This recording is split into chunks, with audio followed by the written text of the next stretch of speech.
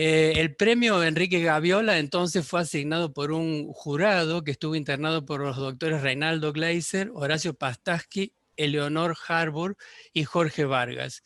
Y también es un placer que lo haya obtenido Victoria Paternostro, es decir, una mujer. Y por más que sea algo que ya se ha dicho 100 veces, yo necesito decirlo porque estoy seguro que las mujeres en ciencia son iguales a nosotros, pero tienen que remarla mucho más para llegar a ciertos lugares. No por algo se ha dicho también en tantos reportajes que es la primera vez que hay una mujer académica de la Academia Nacional de Ciencias. Y si miramos el listado de quienes han obtenido premios o el listado de quienes son académicos, vemos que la desproporción es bastante grande. O sea que para mí, digamos así, es doble el mérito que tiene Victoria. Victoria llevó a cabo su formación y su posterior carrera de investigadora en la Universidad de Buenos Aires. Fue becaria Humboldt en Berlín y tuvo varias estadías en Marsella, Madrid y Viena. Es investigadora adjunta de CONICET con lugar de trabajo en el Instituto de Investigaciones Matemáticas Luis Santaló y profesora adjunta de la Facultad de Ciencias Exactas. Ha realizado investigaciones de excelencia en su campo de trabajo que incluye temas de análisis armónico en grupos localmente compactos abelianos y en grupos discretos y en temas actuales que comprende la temática de bases de Ries. Entre sus aportes se destaca su caracterización de subespacios invariantes y sus aplicaciones a teoría de reconstrucción de imágenes. Demuestra habilidad en generalizar resultados ya clásicos para espacios de funciones definidas en un espacio euclidiano a espacios de funciones en grupos localmente compactos, grupos discretos o espacios más generales.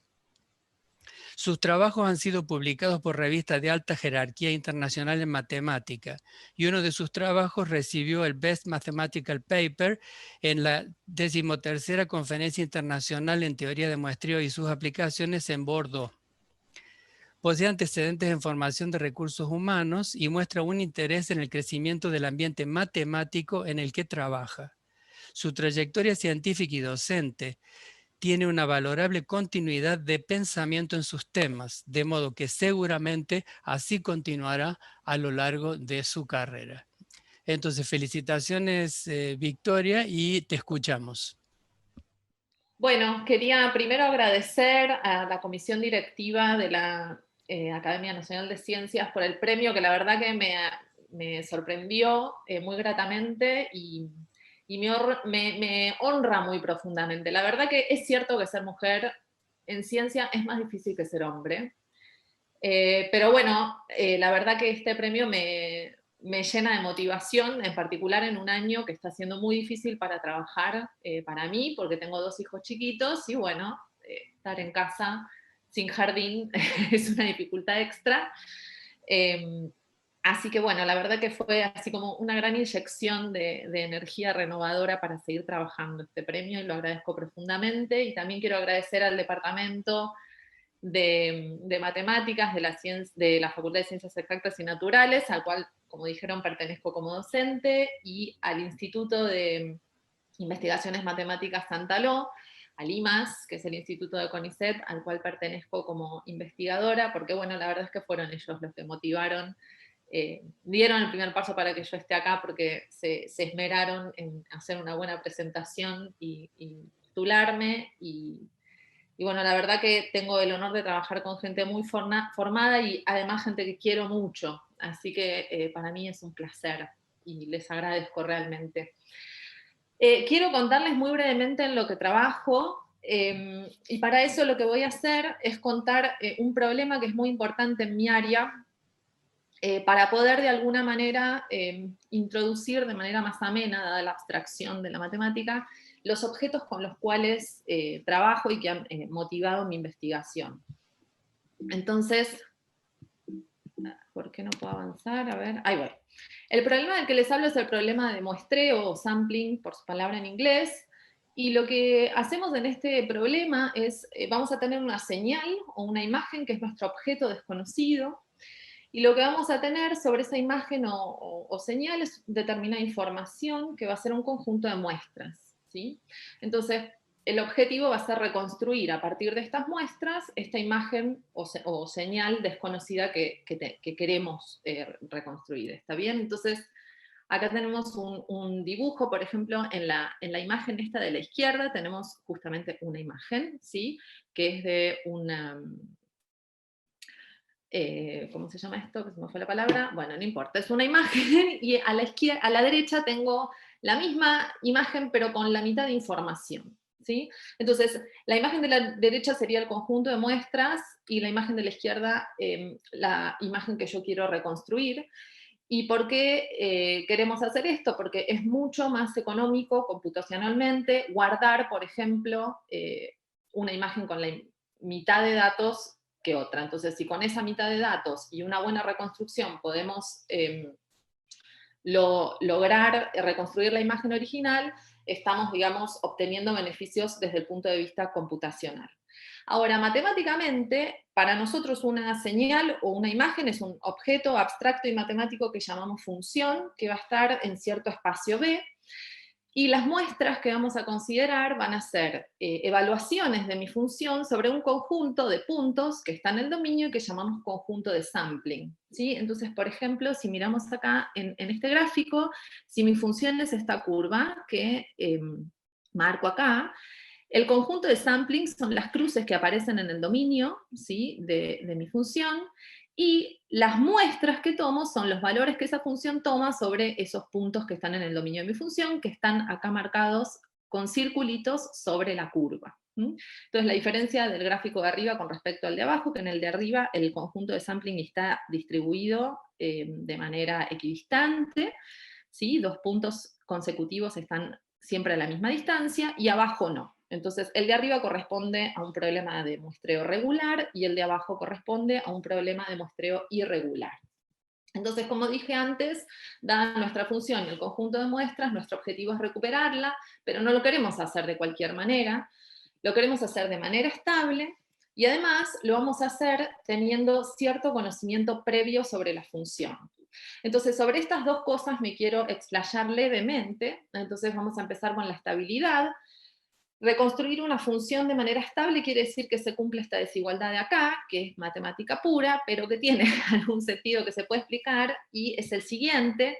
Esta cantidad que tengo acá en el medio, ¿sí? De alguna manera le otorga un tamaño al conjunto de muestras, y esta cantidad que aparece a la derecha de la desigualdad y a la izquierda de la desigualdad, que se llama norma de f, es una manera de asignarle un tamaño a la función que desconozco y que quiero recuperar. Entonces, esta relación entre los tamaños de las muestras y los tamaños de la función original, lo que me permite es que, así muy en palabras y muy coloquialmente, lo que me permite es decir que a muestras parecidas yo voy a obtener funciones parecidas. ¿Sí? O sea, si por algún motivo mis muestras están perturbadas por mis instrumentos de medición y qué sé yo quiero poder reconstruir algo que no va a ser exactamente mi función original, pero que sí se parezca lo suficiente.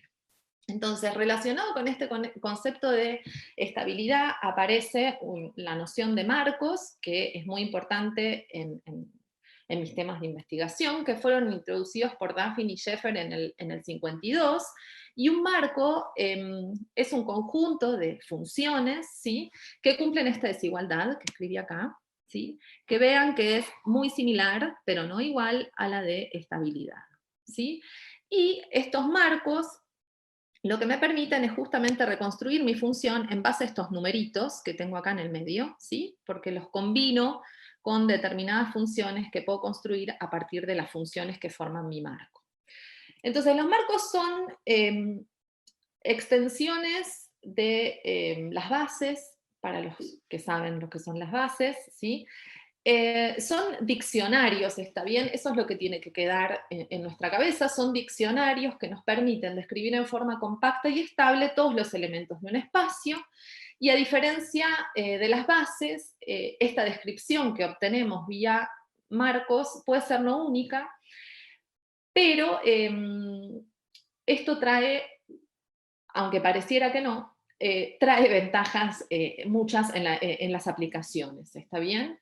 Y un punto que a nosotros nos interesa particularmente es que hay muchos espacios donde podemos obtener marcos con determinada estructura. Y esto no siempre pasa para las bases, ¿sí? Entonces, a pesar de que tenemos descripciones no únicas, tenemos mucha más flexibilidad y por eso los marcos son importantes. Ahora, en relación al conocimiento previo del que les había hablado, de la función a recuperar, lo que suponemos nosotros es que en general pertenecen a espacios invariantes por traslaciones enteras. Un espacio invariante por traslaciones enteras es cuando agarro una función que está en ese espacio y la traslado, ¿sí?, por algún entero, a la derecha o a la izquierda, o en alguna dirección si estoy en el plano, entonces vuelvo a obtener una función que cae en mi espacio, espacio con el que arranqué. Y un ejemplo, así por excelencia, de este tipo de espacios es el espacio de Paley-Wiener, que se caracteriza en términos de la transformada de Fourier como aquellas funciones que tienen transformada de Fourier soportada en el intervalo 0,1. Entonces, el primer teorema que hubo en relación al problema del sampling se debe a Shannon y es de 1949, y dice que si yo tengo una función en el espacio de Paley-Wiener, entonces la puedo reconstruir a partir de las muestras obtenidas en los enteros, ¿sí? El conjunto de sampling o de muestreo son los enteros, tomo muestras ahí y puedo recuperar cualquier función que esté en este espacio. Entonces, los espacios invariantes por traslaciones no son solo importantes en la teoría del sampling, son también muy importantes en la teoría de wavelets, en el procesamiento de imágenes y en la teoría de aproximación. Y dada su importancia, es fundamental conocer en profundidad su estructura. Y, por ejemplo, una de las cosas muy importantes que pasa para estos espacios es que, como les había comentado antes con los marcos, tienen marcos compatibles con su estructura. Y esto para nosotros quiere decir que uno puede construir marcos en espacios invariantes por traslaciones considerando un conjunto de funciones fijas y trasladándolas. Entonces, ahora algunos de los aportes que hice a la teoría y que no hice sola, obviamente siempre acompañada por un montón de gente. Pero bueno, nosotros trabajamos en un principio con espacios invariantes por traslaciones en grupos localmente compactos y abelianos. Los grupos son conjuntos con determinada estructura. Y esto, bueno, generaliza la teoría que preexistía, donde estos espacios solo se consideraban en el espacio euclidio, es decir, en la recta, en el plano o en el espacio, ¿sí? Entonces, tener una teoría válida para estos grupos, en particular, nos permite tener una teoría válida justamente para grupos que son muy útiles en las aplicaciones, sobre todo porque incluimos el caso de los grupos que están acá denotados por ZN, que son finitos. Bien, y por otro lado, como siempre pasa en la matemática, tener una teoría abstracta siempre hace visibles aspectos que en los casos particulares quedan ocultos, y por supuesto que esto, bueno, se traduce en una comprensión más profunda de la teoría en general. Entonces, para mencionar simplemente, nosotros describimos la estructura en profundidad de estos espacios y caracterizamos los marcos y las bases de RIS de traslaciones. Acá puse, este trabajo lo marqué acá porque fue el primero que publiqué como parte de mi doctorado. Y después seguimos avanzando y trabajamos con espacios invariantes por la acción de un grupo,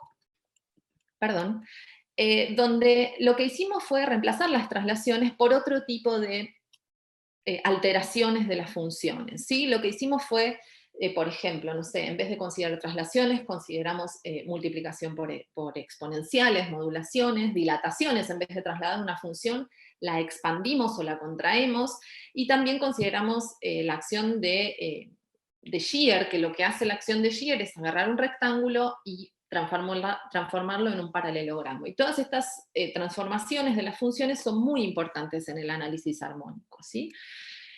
Y bueno, en particular, acá puse otro trabajo que nos acaban de aceptar y que contiene este resultado que a mí me entusiasma particularmente porque nos costó mucho probar y porque yo estaba bastante digamos, ocupada en, en que saliera, y finalmente lo que pudimos hacer es probar que todos estos espacios, ¿sí? Tienen marcos compatibles con su estructura. Ahora, otro problema muy relacionado con el problema del sampling se llama el problema de muestreo dinámico.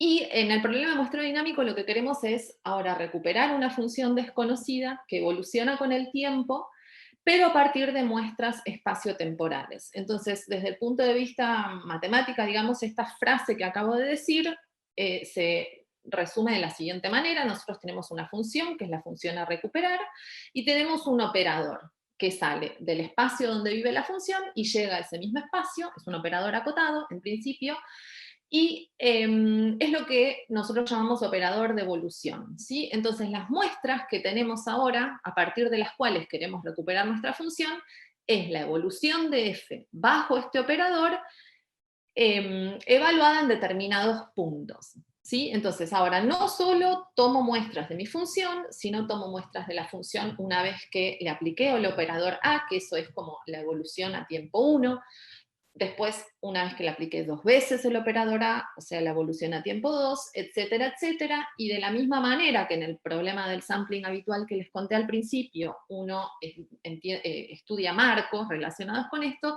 acá también estudiamos propiedades de marcos de conjuntos de este estilo, ¿sí? Que son iteraciones por el operador de evolución de un conjunto fijo de funciones. Y bueno, en relación a este problema tenemos estos 2 trabajos en principio, uno todavía está bajo referato y el otro se acaba de publicar. Y para terminar, les quería contar lo que quiero empezar a hacer, ¿sí? Que es estudiar el problema de recuperación de fase. El problema de recuperación de fase lo que quiere, o sea, lo que se pretende es recuperar una función desconocida, pero a partir del valor absoluto de sus muestras. Digamos, uno tiene una señal desconocida que quiere recuperar, y las muestras que considera son estas que están acá, que escribí, ¿sí? Son los valores absolutos, son el módulo de los valores que la función toma en determinado punto, ¿sí? Y bueno, nuestro objetivo es estudiar este problema suponiendo que mi función pertenece también a espacio invariantes por traslaciones. Esto es parte de un plan de doctorado que esperamos podamos empezar en abril del año que viene. Y bueno, con esto termino. Quería simplemente dar un pantallazo general de los temas que me apasionan y sobre los cuales trabajo.